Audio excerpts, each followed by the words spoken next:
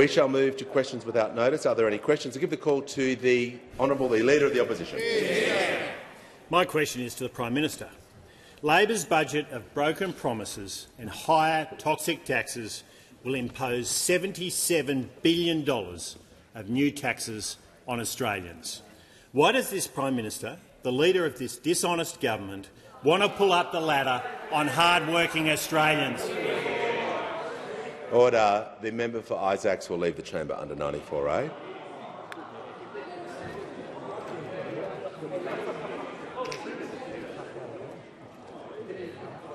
That means leave immediately. We're not having people yelling during questions. I've made that crystal clear all week. The Prime Minister has the call. Mr Speaker, we understand that Australians are under financial pressure, which is why we're not just identifying issues. Order. We're actually doing something about it. And in the Senate right now, there are bells ringing. And there are bells ringing. The bell is tolling for all those opposite. Because those opposite are voting in the Senate, all three right-wing parties, against tax cuts for every Australian. For every Australian worker. Members on my left will cease interjecting. The member for Cook. Thank you. Prime Minister. And just next week, Mr Speaker, there'll be a tax cut for all 14 million Australian taxpayers. We know that that is a change that was not only opposed by those opposite, they didn't just vote against it, they said they'd repeal it. We know that there'll be a real increase in the minimum wage. We know that those opposite have never supported minimum wage workers. We know there's expansion of paid parental leave to a full 6 months. We know as well that from next week, our 137 Medicare urgent care clinics will be made permanent. Now, this is a time of significant global uncertainty. The war in Iran has caused the biggest spike in the price of petrol and diesel in history, but Australia has shown remarkable resilience.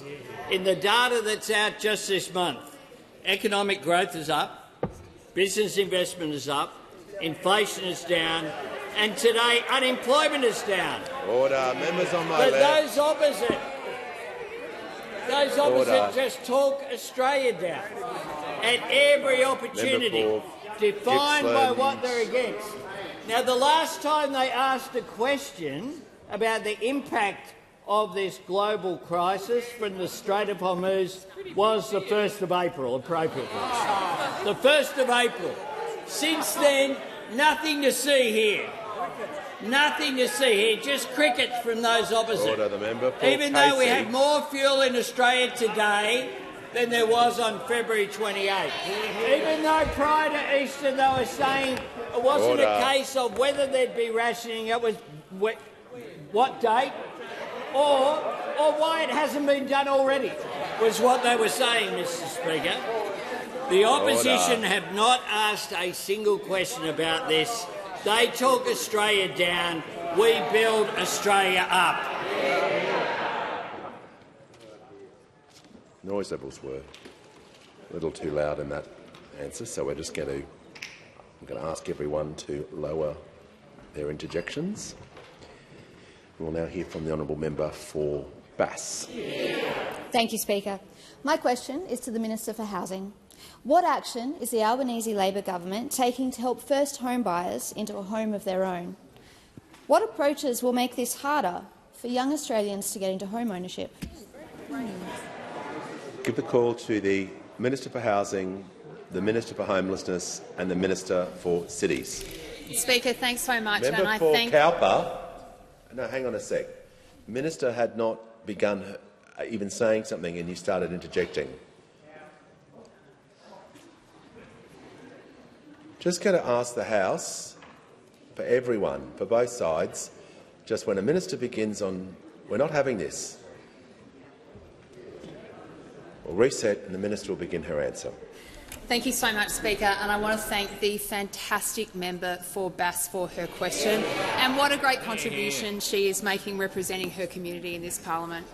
Speaker, today the parliament has a very important bill before it, a bill that will deliver a tax cut for every single working Australian, and a bill that will level the playing field for Australia's first home buyers. Speaker, 27 years ago, Prime Minister John Howard and this parliament created a housing market in our country that preferences investors over first home buyers. And today, as a parliament, we have an opportunity to make a different choice for our country, because we know the results of John Howard's experiment. Investors flooded into established housing, house prices have gone up by 400%, home ownership rates for young people across this country have fallen through the floor. Now, Speaker, the bill that's before the parliament asks us a big question. What kind of country do we want to be? Do we want to be a nation where hard work and aspiration get rewarded, or do we want to be a country where getting into a home of your own depends on the property wealth you inherited from your parents? Speaker, Labor believes in an Australia where ordinary people can get ahead through their own effort. That's why we're giving first home buyers a fair shot, and that's why we're delivering a tax cut for every single working Australian. Now, I'm asked about alternatives, Speaker, and the three right-wing parties have a big choice to make this afternoon. With all the cost of living challenges facing this country, are they seriously going to come into the parliament and vote against a tax cut for every single worker in this country? Are they seriously going to come into the parliament, Speaker, and say we don't want our housing system to change? Because that's what this is about. Do we want our housing system to be fairer and more equal, or do we want to retain the broken system? Speaker, we are a Labor government. We believe that Australia works best when effort and aspiration are rewarded. Manager of Opposition Business. Speaker, helping more Australians buy their own home is not just central to our vision for housing, it is central to our vision for Australia. And that's what the bill today is about. Building a country where your success comes not from the wealth you inherit, not from the family that you come from, but the work that you do yourself. In our government, we believe that aspiration belongs to every person who lives in this country. Give the call to the Honourable the Leader of the Opposition. My question is to the Prime Minister. Today the Labor government has backflipped again, issuing an entry permit for yet another dangerous ISIS terrorist sympathiser to enter Australia. Last night, in his annual threat assessment, the Director-General of ASIO declared that Islamic State and al-Qaeda and their affiliates are growing their capability to conduct and inspire attacks. Why does the Prime Minister keep rolling out the welcome mat for ISIS terrorist sympathisers? Order. Give the call to the Prime Minister. Thanks, Mr Speaker. I'm asked about the statement, the annual threat assessments of the Director-General of ASIO, and as part of the question from the self-described newly elected Member of Parliament there. What he has done in the language that was used. Order. Sure words. All right, He self-described it. we'll just get the Prime Minister to pause for a moment so I can hear the manager. No member be referred to by name or other things. You've got to actually use correct titles. I can go through the correct titles you're meant to use if it would help the House, but the Prime Minister is not doing that. Do you want me to do that? The member's ministerial office, the member's parliamentary office, or the member's electoral division. That is what you're meant to use. Yeah, well, that's a good cue to remind everyone that language matters, so no matter what descriptors are being used, great, we're going to keep everyone just to their titles. Fantastic. The order, no, that's important, an important principle. So the Prime Minister will continue and address people by their correct titles. Mr Speaker, the Director-General of ASIO's comments are worth reading. And I ask people to think about what the Director-General of ASIO has said and then the language that was just used in that question.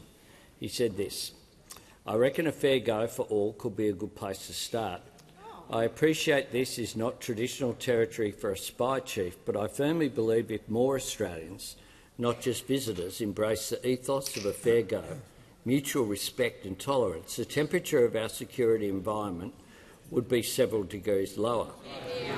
By all means disagree, but consider how we disagree. By all means protest, but consider how we protest.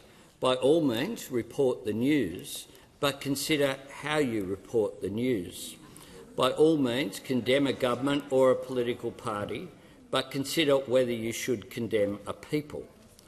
Despite the scale of this challenge, Australia is well placed to meet it. Our parliaments are sovereign, our communities are resilient, our economy is growing, and while we may not be perfect, our security and law enforcement agencies are world-class. We should not be insecure about our security. We can and should have confidence in our ability to respond. Mr Speaker, the Director-General of ASIO has my absolute confidence, and the Director-General of ASIO is an extraordinary Australian who...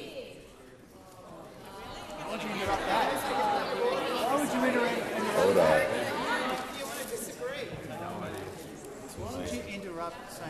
We'll just wait. The Leader of the Opposition, a point of order. Yeah, point of order is relevance, Mr Speaker. The question was about rolling the welcome mat out for ISIS terrorists. Order. The member for Cornwall. Prime Minister is being directly relevant when the question contained the statement about the Director-General's of ASIO's statement last night. The Prime Minister is reading directly about that statement to the House. He couldn't be more directly relevant for a statement that he was asked about. Prime Minister has the call. Thanks, Mr Speaker. And the Leader of the Opposition couldn't have more effectively outlined what the problem that the Director-General of ASIO was identifying. Because the idea that anyone in this parliament is not totally opposed to ISIS and terrorism is something that has no place in this parliament. And what the Leader of the Opposition knows is that one of the things that defines our country and distinguishes us from authoritarian regimes is the rule of law. Prime Minister's time has concluded. Give a call to the honourable member for Maribyrnong. Thank you, Mr Speaker. My question is to the Treasurer. How will the passage of the Albanese-Labor government's tax reforms help Australians get ahead? How does this compare with other approaches? The call to the Treasurer. Speaker, for as long as I've known the member for Maribyrnong, she stood up for and spoken up for workers, particularly low-paid workers and especially in the care economy. I thank her for her question. Now, Mr Speaker, this is a really important week for our economy and it's a big day for tax reform in particular. Yesterday we saw headline inflation go down. Today we saw the unemployment rate go down and employment go up.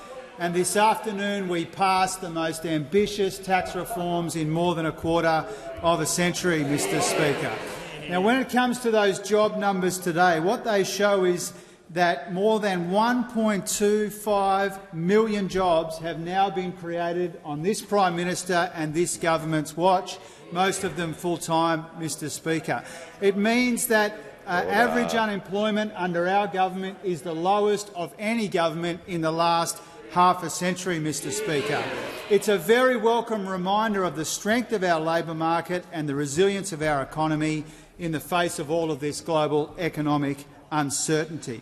Now, Mr Speaker, this afternoon the House will have a very important choice to make. This side of the House will be voting for tax cuts for workers, a fair go for first home buyers and a fairer tax system, Mr Speaker. The three right-wing parties, united by their divisive anti-worker agenda, will be voting against tax cuts, against a fair go for first home buyers and against a fairer tax system. Mr Speaker, this legislation, which will pass the House this afternoon, is about making it easier for people to buy their first home, not their 20th investment property. It's all about cutting income taxes again and again, Mr Speaker, and it's about making that tax system fairer as well. Now, as important as this week is in our economy, Mr Speaker, next week will be just as important, because on Wednesday next week, more than 14 million Australian taxpayers will get another tax cut from this government. The national minimum wage goes up. Modern award wages go up. Parents will get 26 weeks of paid parental leave, up from 24 weeks, Mr Speaker, in addition to the usual indexation.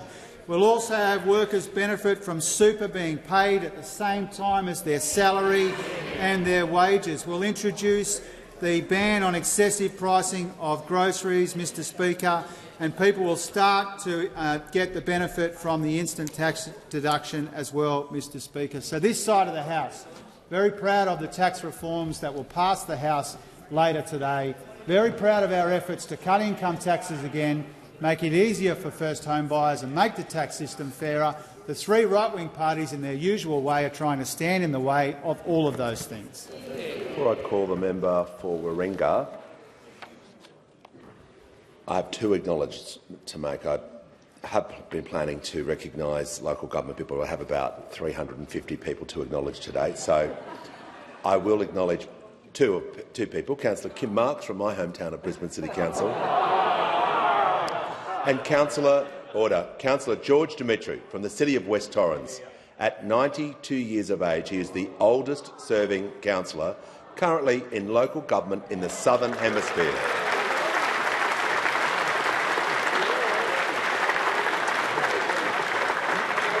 On behalf of all of the local mayors and councillors who are here, thank you for your service and welcome to question time.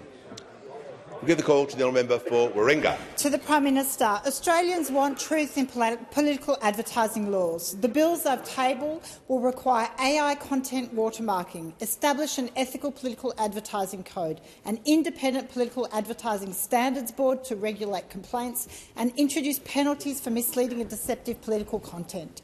At the 2025 elections, voters saw fake signs, false affiliations, AI content in Goldstein, a politically motivated complaints to the NAC, then used in political advertising to imply wrongdoing. When will the government act to protect our elections? Order. Members can just cease interjecting for a moment. The Prime Minister has the call. Thank you. I thank the member for Warringah for her question. I haven't considered the details in the bill that she refers to that she has tabled. I'm happy to have a look at it, as we're happy to consider any ideas going forward. Certainly the issue of political advertising is very real, and the issue of use of artificial intelligence is something that should be of concern across the parliament. The images which people can see in videos, for example, that have been published recently, showing various members of parliament and ministers when it isn't actually them. But for people who look at it, they can see them, they can hear their voice, and so this has the potential to really change the way that politics operates in this country. Politics does have to operate in a way where there is fairness and where people are able to see things that they know are real. And so we'll examine these things as something when it comes to artificial intelligence in general. Can I assure the member for Warringah that this has been the subject of substantial debates within the government and as well with the private sector and with the bureaucracy. I convened a meeting of half a dozen ministers just this week where across portfolios looking at the challenges that it represents. It represents a real opportunity for growth, and you can't stop these technologies from emerging, which is why we need to make sure that we shape them rather than allow them to shape us in the way that our society operates. But we'll continue to work constructively across the parliament with all those who are prepared to work constructively across the parliament, and that includes the member for Warringah. Get the call to the member for Bullwinkle. Thank you, Speaker. My question is to the Prime Minister. Prime Minister, how is the Albanese Labor government supporting local governments all around Australia to deliver more infrastructure, better services and greater prosperity for our communities that we all represent? The call to the Prime Minister. I thank the member for Bullwinkle for her question, and of course the member for Bullwinkle was a member of Mundaring Council in her local electorate. Order. The House will come to order. Importantly, I don't think she'll be rerunning in the next local government elections, because one job is enough for the member for Bullwinkle. Now, tonight I will have the pleasure of addressing the Australian Local Government Association. Order. Members on my left. It will be as... Order. Members on my left are just interjecting non-stop. I will have to take action if that kind of level of noise continues. It's completely disrespectful. Everyone, House will come to order. The Prime Minister in continuation. At the ALGA conference, I'll be able to talk about the respect that we have for local government, led by Minister McBain. Commonwealth investment in local government is not just growing, it is at a record level. Every dollar invested in local government helps councils deliver the services and the infrastructure that Australians rely on every day. Now, through last month's budget, our government is providing $3.6 billion. Order. The Minister for Infrastructure and the Member for Parks are both now warned.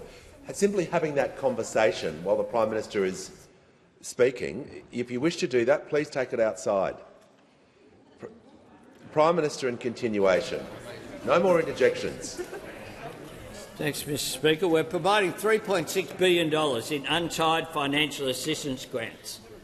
Real money for real priorities. And last Friday we paid 80% of those financial assistance grants ahead of schedule. No, the Prime Minister will pause. I just want— Thank you, Member for Parks. For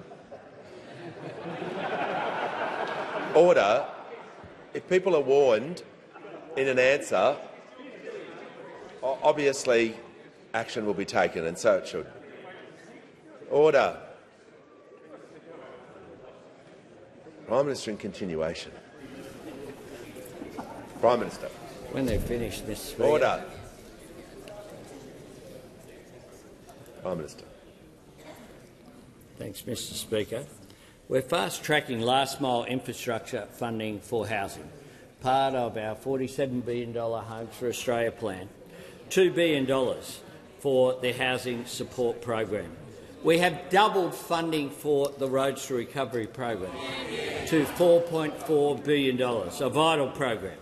We've opened new opportunities for infrastructure funding, including the $500 million Active Transport Fund, the $200 million Safer Local Roads and Infrastructure program, and the $750 million Growing Regions and Thriving Suburbs program. In further recognition as well, we're continuing to engage with local government directly, and I know that the Minister has met with over 50 council representatives just this week. I welcome every delegate who's made the journey to the national capital. I know how deeply you care about your communities. When we work together, we achieve so much more for the people we so proudly represent and serve. I was very proud to be the local government minister in a former government. There's nowhere that's more important in which you can engage with local communities directly than through local government. Call to the honourable member for Goldstein.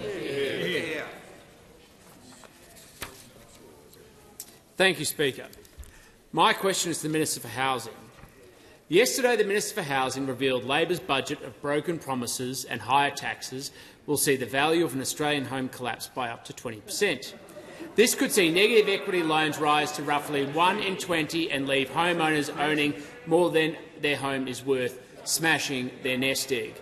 How many Australians will become poorer because of Labor's deliberate correction in house prices? Call to the Minister for Housing, the Minister for Homelessness and the Minister for Cities. Thanks, Speaker. Let me first start by saying that that is a characteristically dishonest representation of what I said in question time yesterday. Order. And, Speaker, I just point out to those opposite that if you the can't member win for Gippsland will leave the chamber under 94A. This continual rudeness will not be tolerated in this House. This non-stop interjecting, sledging is not acceptable.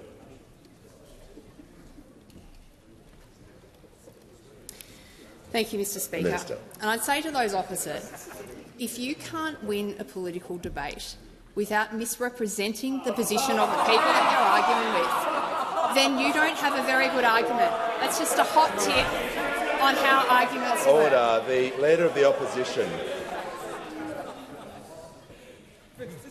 Order. Everyone's just not going to continue to behave like that. Please, assist the House, show some respect. I want the Minister to return to the question and want the House to hear her answer. Minister. Speaker, I talked to the parliament yesterday about what has happened to our housing market in this country since John Howard and Peter Costello reshaped our market in favour of investors over first home buyers. So let me take the parliament through it again. What we saw was investors flooding into the market, purchasing at 80 to 90% existing Australian properties. And the consequences of that are not altogether surprising, Speaker. What they have seen is a 400% increase in house prices since the last 25 years. Now, Speaker, those opposite may think that a 400% increase in house prices is a sustainable and good thing for the country. But let me be clear with you. The result of that is that home ownership rates for the young people of this country are falling through the floor. Speaker, a low-income young couple in this country is half as likely to own their own home today than they were in the year that I was born. Now, I'm not surprised that those opposite don't want to see change in this system. Will cease interjecting or be warned, and he won't be here for the remainder of the answer. No more interjections. Minister. I'm not surprised, Speaker, that those opposite don't want to see change in this system, though I do want to point out some inconsistency. It sounds like the member for Goldstein is advocating for another 400% increase in house prices, perhaps another halving of home ownership rate for young people. I would point out to him that his colleague and friend, the shadow housing spokesperson Andrew Bragg, is made quite clear his views that he wants house prices right around the country to decline.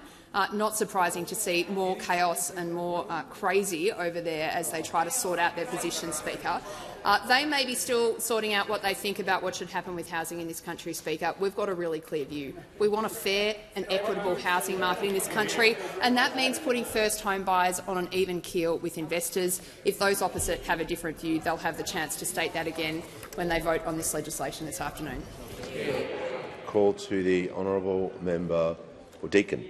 Thank you, Mr Speaker. My question is to the Prime Minister. What is the progress of the government's reforms to give first home buyers a fair go, to make the tax system fairer and to help people to earn more and keep more of what they earn? And what has been standing in the way? Call to the Prime Minister. I thank the member for Deakin, and I can tell the member for Deakin that our legislation has just passed the Senate. And this is legislation that will make Australia stronger, will make Australia fairer, and will indeed make Australia stronger because it is fairer. Now, most Australians have nothing to sell but their time, nothing to give but their hard work. They go to work each and every day to earn an income, to put food on the table for their families. They deserve a tax cut, and we are giving them one. They deserve the opportunity to buy their own home, and we're making sure they have it. Our reforms are delivering both. And that is what delivering real change looks like. Fixing a broken system to give first home buyers a fair crack. And during this debate that has taken place all year about housing, the truth is that those opposite, and no one in this debate is arguing the housing system is working. Those opposite, though, say, even though they acknowledge it's not working, don't do anything about it. Well, that is not the Labor way. Governments are here to make a difference, not to just occupy the space.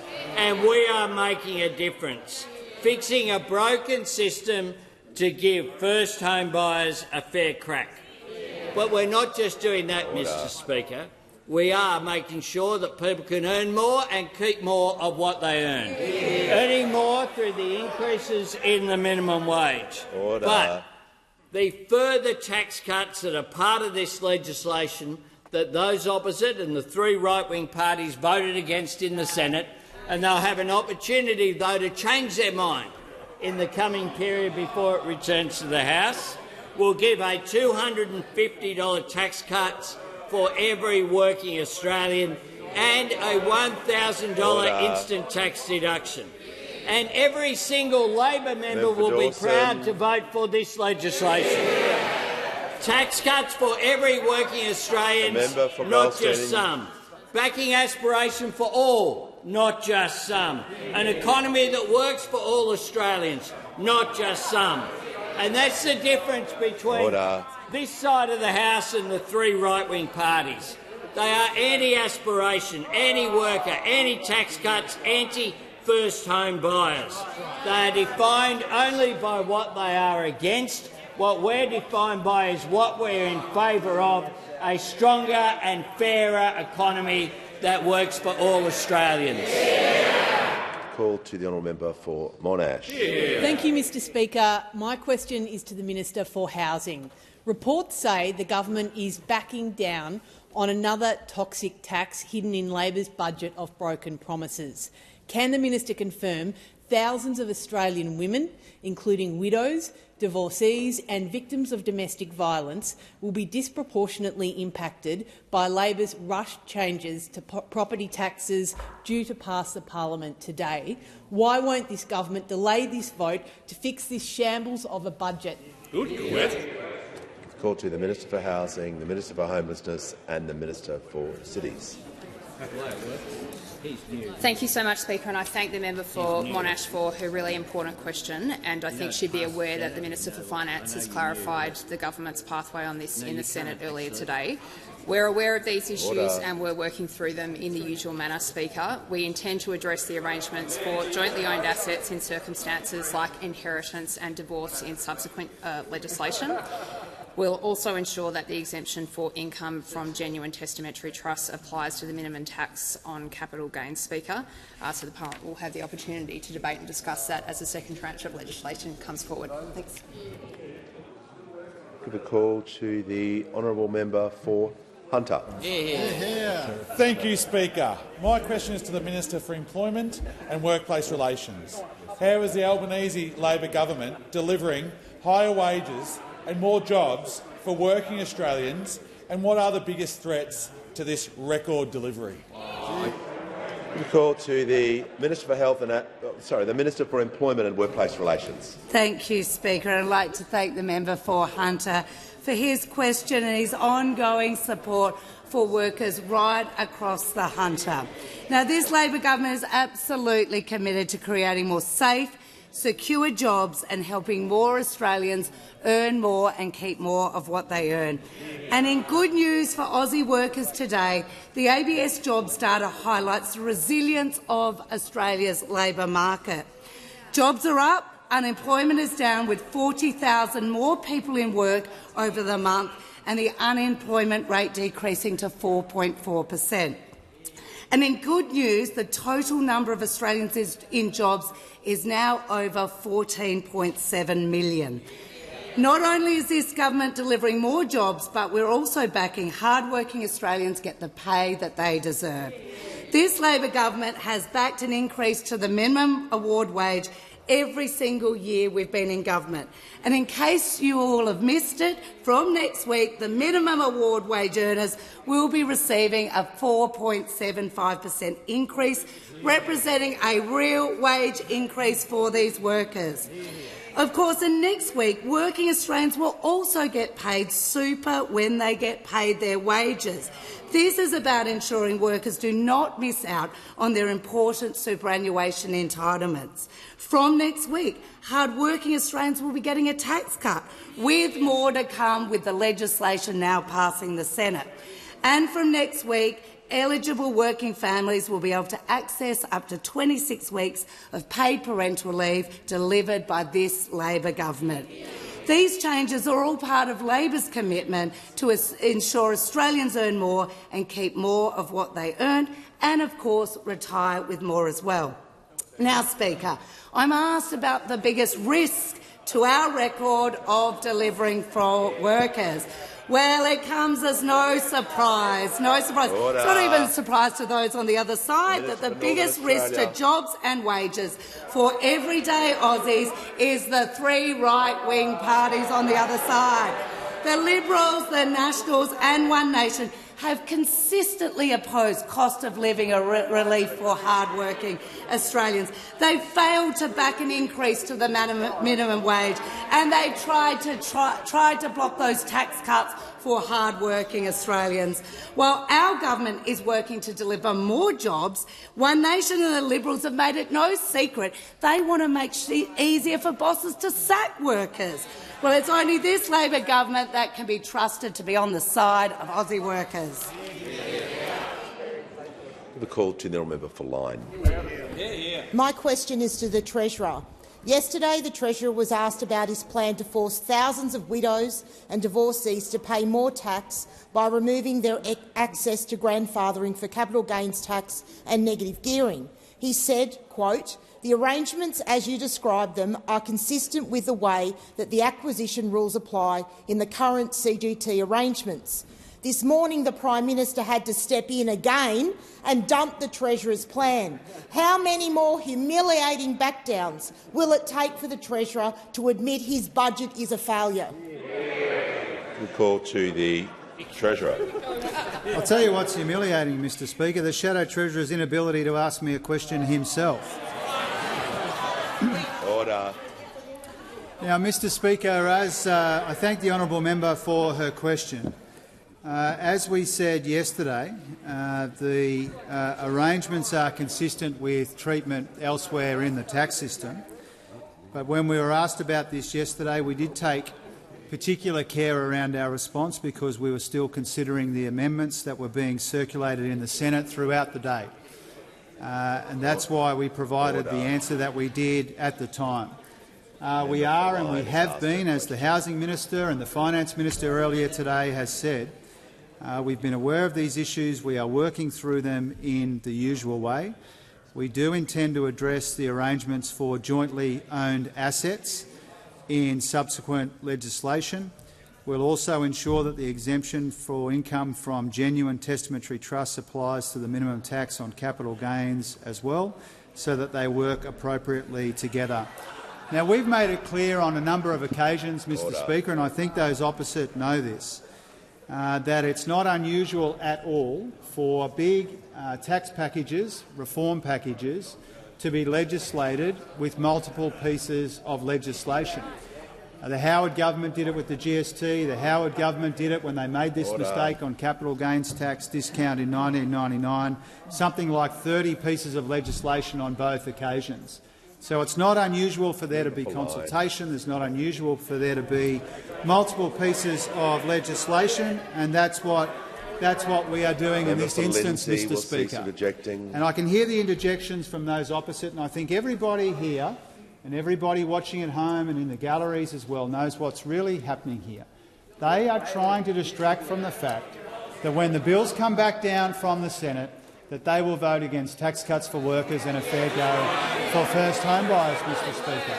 and that's what they're trying to obscure. They're desperately hoping that nobody notices that the three right-wing parties and their divisive anti-worker agenda will see them vote against tax cuts once again.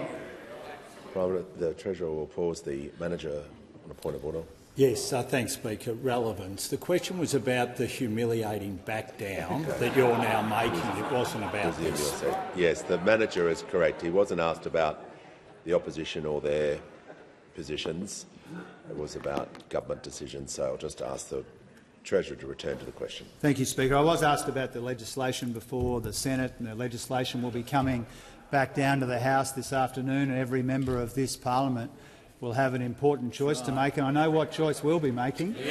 We'll be voting to support workers and first home buyers and future generations, Mr Speaker. That's who we will be supporting. Now, when this legislation comes down and when it passes this House, Mr Speaker, it will demonstrate this above all else. This tax reform bill passing the House today is a win for workers. It's a win for first home buyers, it's a win for future generations, and that's why we'll be voting for it. Call to the honourable member for order. The call to the honourable member for Sturt. Thank you, Speaker. My question is to the Minister for Health. What measures is the Albanese Labor government taking to protect human health after the detection of H5 bird flu, and why is it important to take this seriously? Are there any alternative approaches being put forward? The call to the Minister for Health and Ageing, the Minister for Disability and the Minister for the National Disability Insurance Scheme. Yeah, thank you, Speaker, and thank you to my fellow South Australian, the terrific member for Sturt. As she knows, as we all know, I think, for years we've watched the rest of the world grapple with the impact of the H5N1 variant of avian flu. Over those 5 years, it's hit every continent except ours, devastating wildlife and upending industries like poultry and cattle, in particular, in almost every other country on the planet. And as the Minister for Agriculture, who is responsible for the nation's biosecurity, has already told the parliament, it's now been detected here, Mr Speaker, as we knew inevitably it would be at some point. Now, the numbers are still small and the cases are still confined to migratory birds, but we know from bitter experience overseas just how serious the risks are here. And that's why we've been working so hard over recent years across portfolios led by agriculture, but including environment and obviously health through the CDC, to make sure that we are as prepared as we possibly can be. Also working obviously with states who have a very important role here as well. Now, opposition members who've also been watching this unfold across the world have recognised that work and they've offered their support. The Deputy Nationals leader, who's not here right now, the member for Maranoa, a number of others as well, and we thank them for that because they know how serious this could get. But, Mr Speaker, not everyone has been quite so constructive. The Liberal Senator, Senator Antic, last night, remarkably even for him, described the H5N1 avian flu, and I quote, as spin from pharmaceutical companies, all designed, in his view, to push people into getting a flu shot this winter. All another vast conspiracy, managing in one speech, Mr Speaker, not only just to spread dangerous ideas about vaccination, but also to minimise and even mock this variant of avian flu and the risk we know it poses to some incredibly important industries in this country. Now, if you don't watch Senate Estimates After Dark, you might not know who Senator Antic is, but he is one of the most influential members in the opposition, certainly the most influential member in the South Australian Liberal Party. He helped gather the numbers for this guy to roll the former member for Farrer. He's the leader of the opposition's hand-picked candidate to become president of the South Australian Liberal Party, a nice sidekick to Tony Abbott, Mr Speaker. And maybe that's why, in the 24 hours since he gave that speech, we've heard nothing from the leader of the opposition. Absolutely nothing. Just showing again, as we've seen in this debate about multiculturalism, this man lacks the spine for difficult decisions and real leadership. give the call to the member for Ryan. Thank you, Speaker. My question's to the Prime Minister. A minimum 25% tax on gas exports has proven to be one of the most popular policies with the Australian public. Despite this, you've chosen to listen to the gas industry over everyday Australians. Will you listen to the people and hold a national plebiscite for a gas tax? Call to the Prime Minister. Thank you, Mr Speaker. The member for Ryan suggests that from some of the campaign which has been had publicly, that somehow gas companies or other companies in the resources sector don't pay tax, and that there's no company tax, there's no resource tax, the PRRT does not exist and will not grow in the future. It also ignores the work that we've done in two areas. The work that we've done on the gas reservation of 20% of exports, which is very important. In Western Australia, the former WA Labor government brought in a gas reservation that has served the people of WA well. But on the East Coast, that has not happened. That has been inadequate from governments of all persuasions in dealing with this challenge. We're dealing with it. We're getting it done. We're consulting with industries to make sure that it happens. The other thing that we've done, and the unspoken suggestion from some as part of this campaign, is that we should just tear up contracts that are made with our trading partners. And if the member says no, that that's not the case, then I welcome the fact that they are saying that. But in the public campaign, that's certainly not a part of it. Exactly. And the truth is that in recent times, one of the things that we have been able to rely upon is that we are a reliable trading partner. Yeah. So, in spite of the fact that some said that I shouldn't go to Singapore and Brunei and Malaysia, that we shouldn't engage with China and Japan and the Republic of Korea to make sure that our supplies of diesel and petrol and aviation fuel was here. We have in part been able to achieve the outstanding outcomes that we have through Export Finance Australia, through the work with our trading partners, because we are a reliable trading partner and we do honour contracts and will continue to do that. Call to the honourable member for Robertson. Thank you, Mr Speaker, and my question is to the Minister for Home Affairs. Can the minister update the House on the national threat assessment provided last night by the Director-General of ASIO, and what role do we all play in helping to keep Australians safe? Call to the Leader of the House. Thanks very much, Mr Speaker. And I thank the member for Robertson and acknowledge the significant role that he plays on the PJCIS, the Intelligence Committee, and acknowledge the members on both sides of the House for the role that is responsibly played by members of that committee in dealing with national security.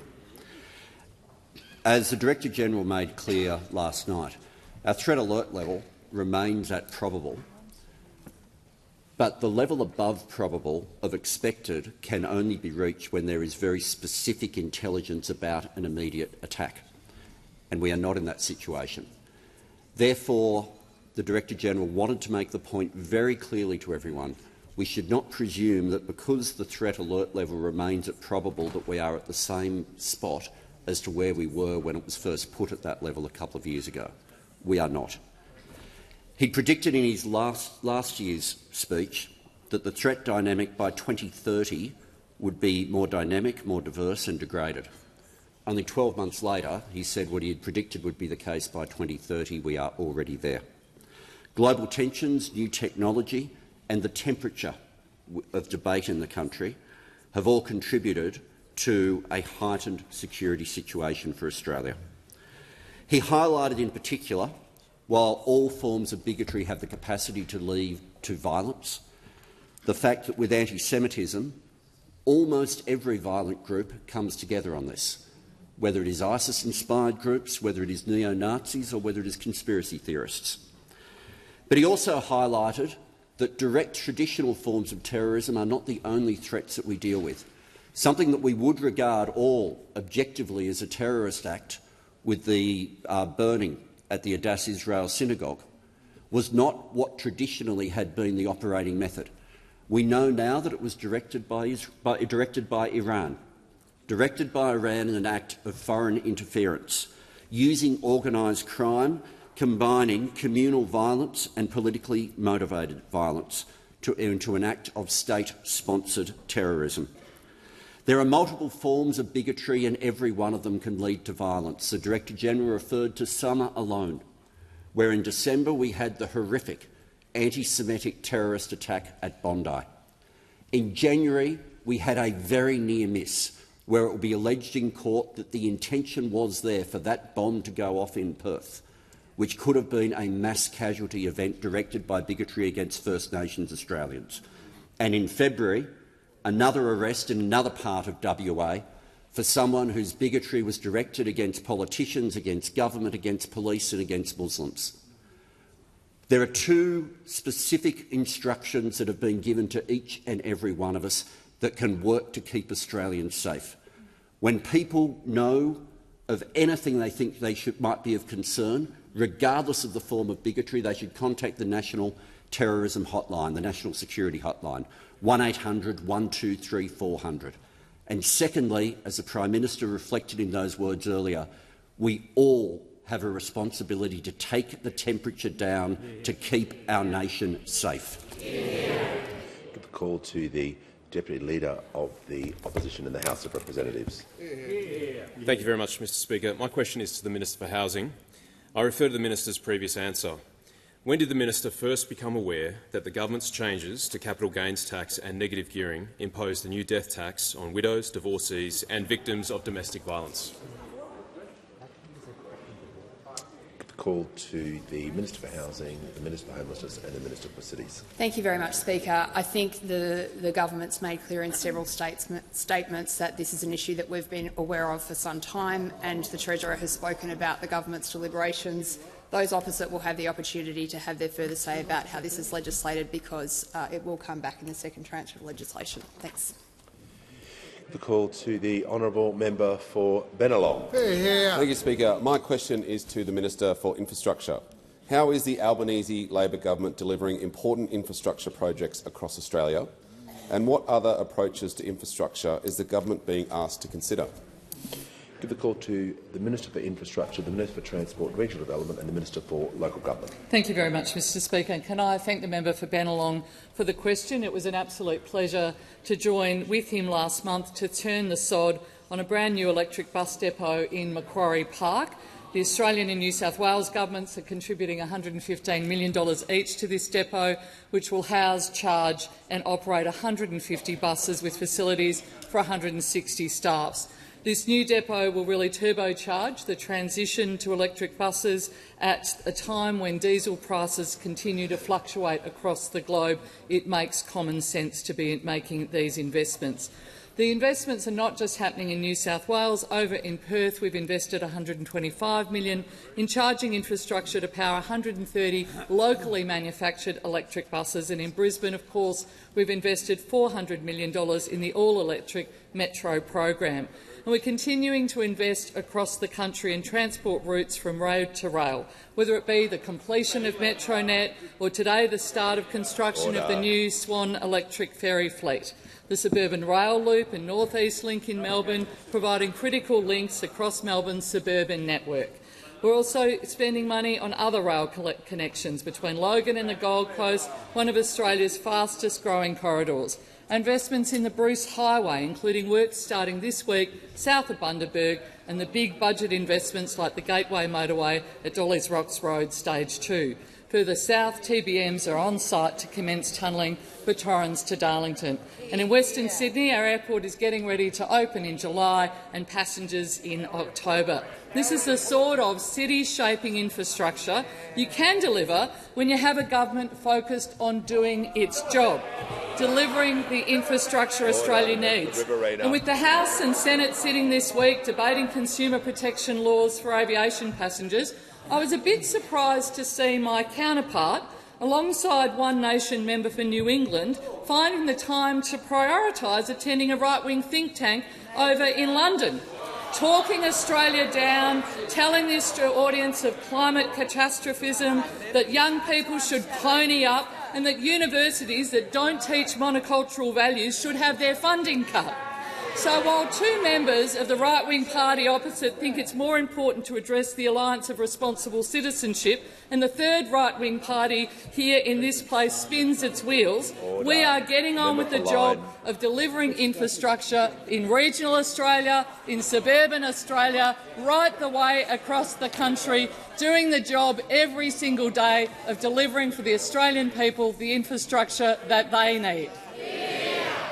Give the call to the honourable member for Clark. Speaker, my question is to the Minister for Communications. Minister, I've spoken to many post office licensees, and it's clear that Australia Post is running them out of business as it morphs into a parcel delivery service. This gels with the move away from perpetual licences and the revelation that the board supports reactivating licence buybacks. It also puts the recent closure of the West Hobart LPO in a very different light. Minister, this will have severe impacts on communities. Will you stop it? Call to the Minister for Communications and the Minister for Sport. I thank the member for Clark for his question, and I think I might speak for everyone here when I say we love our local post offices, that many communities, particularly regional and rural communities, are dependent upon them. Australia Post represents more than just a post office. It is a hub for the community and for banking and for other services that would otherwise be non-existent in these areas. No one likes to see them close. Regrettably, sometimes they have to close, particularly if a licensee operator hands back the licence.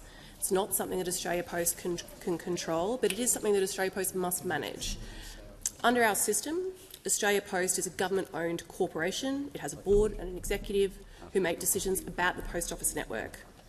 The corporation must be sustainable. It needs to cover its costs. But within that framework, the government expects Australia Post to meet its community standards, and in particular, the government requires that Australia Post maintains a minimum of 4,000 post offices, a number that it currently exceeds. As I said, in some cases, and for a range of reasons like sickness or retirement or personal circumstances, licensed post offices do close suddenly. Often this happens with very little notice, both to its customers and to Australia Post itself. In my own community, Pinkenba licensed post office is suddenly closing, like the member for Clark. I know that will impact my community in Lilly.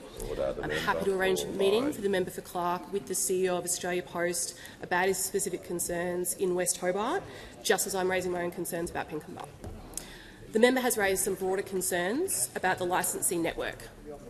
Australia Post is working with its licensees to modernise the arrangements that govern those commercial relationships. The licensing model is decades old.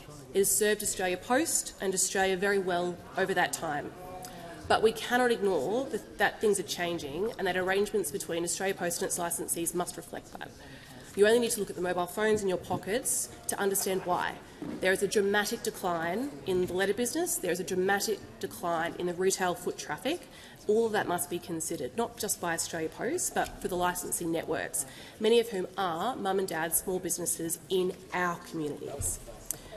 The government will continue to work with Australia Post and all stakeholders to ensure that it remains financially sustainable and continues to meet the needs of our Australian community. I'm confident that if we all work together in good faith, Australia Post and our valued licensees will renew their partnership for many years to come. Give the call to the member for Reid. My question is to the Minister for Climate Change and Energy. How has the Albanese Labor government acted to help Australians with fuel and energy prices? What policies would see Australians paying more for their fuel and electricity? Give the call to the Minister for Climate Change and the Minister for Energy. Many thanks, Mr Speaker, and I thank my honourable friend for the question and thank her for what she does to represent part of the world here in Canberra. Mr Speaker, right around Australia, households are making decisions and choices about reducing their own energy bills and their fuel bills, and the Albanese government is backing them in those choices. For example, Mr Speaker, we are backing the 451,428 households that have chosen to put in a cheaper home battery under the Albanese government's cheaper home battery scheme, Mr Speaker. When we came to office, 1 in 60 Australian houses had the benefit of reduced bills from a home battery. Today, that figure is 1 in 17, from 1 in 60 to 1 in 17. Another choice that Australians are making, Mr Speaker, is the choice to buy electric and plug-in hybrid vehicles. And when we came to office, an electric vehicle was sold in Australia once every 50 minutes. 50, once every 50 minutes. Today, the equivalent figure is once every 3 minutes, Mr Speaker. Yep. Australians taking up choices, and what they are doing, in many instances, Mr Speaker, is taking up the choice of increased models that are now available thanks to the new vehicle efficiency standards introduced by the Albanese government, opposed by those opposite. When the Minister for Transport and I argued in this House for new vehicle efficiency standards to give Australians more choice, the opposition argued that was a terrible thing.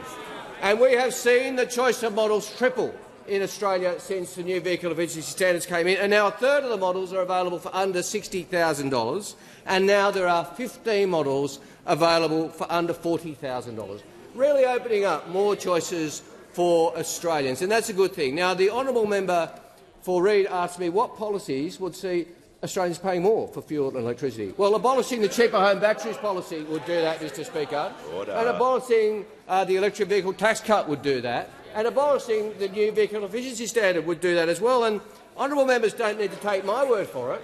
They could listen. I know you won't hear me say this very often, Mr Speaker, but they could listen to the Liberal Party, because the Liberal Party went to the last election proposing to abolish the new vehicle efficiency standards, and when they snuck out their costings just before the election, we saw the implications of this, because they had to release the Parliamentary Budget Office costing, and it said this proposal to abolish the standards would be expected to increase the fiscal and underlying balance of the government. What does that mean? More taxes. And in fact, it went on to say this impact reflects the increase in the fuel excise that will be paid. How much, Mr Speaker, I hear honourable members asking? $600 million more paid in petrol tax because they would abolish the new vehicle efficiency standards. This is the party that pretends to be for low taxes, but whenever they get an opportunity, they actually argue for higher taxes, Mr Speaker, and argue against Australians having the choice of vehicle, which we introduced and will defend. Has concluded. Give the call to the member for Macpherson. Thank you, Mr Speaker. My questions to the Minister for Housing. I refer to the Minister's previous answer that the government was, and I quote, aware for some time. Can the Minister confirm, was this before or after the handing down of the federal budget? Give the call to the Minister for Housing, the Minister for Home Affairs, and the Minister for Cities. Thanks so much, Speaker. And I appreciate this question, Speaker. We are aware of the issues that the member is raising. We're working through them in the usual way. This will be resolved in a future piece of legislation, and I look forward to engaging with the member when it comes forward. The call to the honourable member for Griffith. Thank you, Mr Speaker. My question is to the Minister for Health. How is the Albanese Labor government making it easier for Australians to see a doctor when they need urgent care? How are urgent care clinics helping to strengthen Medicare after a decade of cuts and neglect? The call to the Minister for Health and Ageing, the Minister for Disability and the Minister for the National Disability Insurance Scheme. Thank you, Speaker, and thank you to the member for Griffith, who's hosted me in Brisbane a couple of times over the last fortnight. We visited the Coorparoo Medicare Urgent Care Clinic the week before last. At the same time, I visited the Carina and Carindale Medicare Urgent Care Clinic, which services the electorate of Bonner. And I was back again last week at the South Brisbane Urgent Care Clinic, with which the member is very, very familiar. That has been established for a while now. It's seen 35,000 patients, and the member and I spoke to a couple of patients, Sophie and Tony, who'd been there separately. Sophie's a mum of young children, Speaker, and she's been there already 3 times. And she told us how grateful she was to have an urgent care service close to her home so she didn't have to go to the local hospital. She also, as the member knows, managed to take the opportunity to lobby me about some other health funding issues, which just reminds us of the Boundless initiative from the south side of Brisbane, Mr Speaker. But I'm also pleased to report that last week the Caloundra Urgent Care Clinic opened in the electorate of Fisher. I see the member for Fisher nodding. I think he's saying thank you. I can't quite hear him. It is number 137, Mr Speaker, and the last of the clinics we committed to over the last two elections. In 2022, we promised 50 urgent care clinics and we delivered 87, Mr Speaker. And last year we promised another 50 and we've delivered every single one of them by the end of June 26, as we said we would. Delivered every single one of them. They're all open, they're all operating 7 days a week, extended hours, and importantly, Mr Speaker, they're fully bulk billed. I've already seen more than 3.2 million patients, Mr Speaker, and now the network is up and fully operating. They'll see about 45,000 people every week, or more than 2.2 million patients every single year, getting high-quality urgent care in their community, completely free of charge. Now 4 in 5 Australians live within a 20-minute drive of a Medicare urgent care clinic. And importantly, Mr Speaker, really importantly, around half of those patients say they otherwise would have gone to a busy emergency department. So we're also taking pressure off our public hospital systems. Mr Speaker, from the time the Prime Minister and I first announced this new urgent care clinic model has been a central part of our plan to strengthen Medicare, delivering more doctors, delivering more bulk billing, delivering cheaper medicines and delivering urgent care clinics so we can build a healthier Australia. Call to the honourable member for Wentworth. My question is to the Prime Minister. Last night, ASIO Chief Mike Burgess said social media was, and I quote, promoting discord and inflammatory rhetoric, exacerbating polarisation and creating a permissive environment for violence. My community has experienced that violence directly at Bondi and in the anti-Semitic online hate directed at the Jewish community. Social media algorithms feed extremism and polarisation. Will the government make algorithms opt out on social media as part of its duty of care bill to protect our community from online extremism? Call to the Prime Minister. I thank the member for Wentworth for her very important question. And the speech of the Director-General of ASIO was a very important contribution to the nation's safety and security. We think about safety and security as being about our defence forces. We think about it being the acts of terrorism that we saw with the anti-Semitic attack at Bondi Beach. But it can also be our safety and security can occur tragically, as we know, in the bedroom of one of the children around Australia, where the parents are not conscious about what they are having access to. That can also lead to a loss of life, and tragically has led to the loss of too many young lives. The digital duty of care will take the principles that we have enshrined with the bipartisan support for our social media ban and look at ways in which we'll consult about how we extend that duty that we have even further. We know that, as the member has said, algorithms drive people towards more and more extreme positions. So they start off in a mainstream positions, talking about ethnicity perhaps or faith, and they end up over a period of time receiving in their inbox, not just children, adults as well, of course, can be impacted by this, with Nazi-level propaganda, with calls for violence. We know that, just to name one area that is of concern. Chatbots. A second is Nudify apps. We are seeing as well, with some of these algorithms coming through, We're seeing increased presentations in our hospitals of young women who have been choked, strangled. We see anal tearing growing at an extraordinary, horrific rate because what too many young men are seeing online is normalising behaviour that is anything but normal. And we need to be really conscious as a society about this. We need to be conscious as a parliament about this. We need to be courageous about this. I think one of this parliament's finest moments was the social media ban. And that came primarily not from this parliament.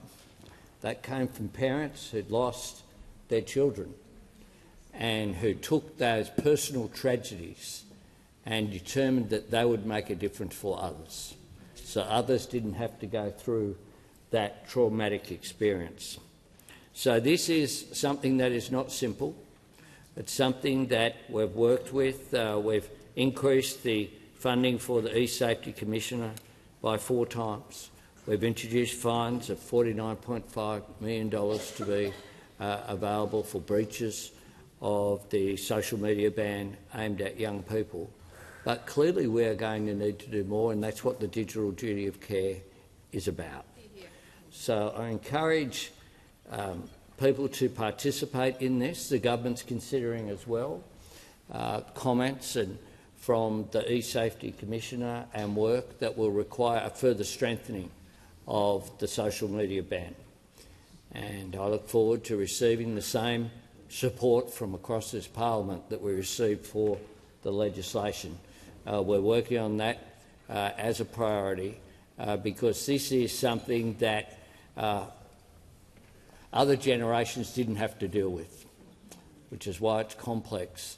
We can't allow the power that these companies, which are unaccountable, which get massive amounts of funding, of profit, and have extraordinary power. We need to make sure that Australians are in charge of this, but indeed the global community is dealing with this as well, which is why we should be proud as a nation that at least 16 countries have followed our social media ban, but there's more to do. Give the call to the honourable member for Braddon. Thank you, Speaker. My question is to the Minister for Education. What is the Albanese Labor government doing to get more young people from disadvantaged backgrounds and the regions into university? What policies would see fewer people get the opportunity to go to university? Call to the Minister for Education. Thanks very much, Mr Speaker. Can I thank my friend, the brilliant member for Braddon, for a question? Mr Speaker, I've told the House many times that almost 50% of young Australians in their 30s today have a university degree, but not everywhere. Not in the western suburbs of Sydney, where I grew up, where it's about half that. Not in regional Australia, not in the bush either, where it's even lower. And that's not because of a lack of talent. Talent is everywhere. It's opportunity that's not, and it's education that can change that. That's why the reforms we're implementing to fix the funding of our schools is so important, and tying that to reform to help more kids finish high school and then go on to TAFE or to university. That's why it's important that we change the way we fund our universities as well, and that's what the legislation I introduced today is all about. If you're a kid from a poor background or from the regions or the bush, and you get the marks or you've got what it takes to take on a university degree, then we'll guarantee a funded place for you at university. And not just that, we'll also give you extra support, not just to get to, but to get through university as well. And that's important because we know that kids from regional Australia, kids from disadvantaged backgrounds, are about twice as likely as other kids to drop out of university in the first year at university. Now, what does this mean in practice? If you're a kid from a disadvantaged background, you're growing up in Albury, Wodonga or Dubbo or Wagga or Burnie or Bendigo or Rockhampton, Cairns, Townsville. It means more than doubling the amount of funding to help you finish your degree with things like extra academic support, tutoring and mentoring, from $600 a student to more than $1,500. Now, this is the sort of thing that I'd hope my old mates in the National Party will support. But it's too late, because the Liberal Party have already told us that they're against it. And not just that, we've had a National Party senator just make a speech in London, of all places, saying that she thinks we should break Australian universities. So we want to open the doors of our universities to more kids from the bush and the regions. They want to stop them getting more funding to get through university, or want to break universities. What is going on here? You've got the Liberal Party, you've got the National Party, and you've got One Nation, all competing against each other to see who can be the most extreme, whether it's on education or multiculturalism or anything else. They're like the Neapolitan ice cream of Australian politics, Mr Speaker. The problem is they all want to be vanilla. Prime Minister has the call. The Deputy Leader of the Opposition in the House will just resume his seat. The Prime Minister. Thanks, Mr Speaker. I ask further questions be placed on the notice paper.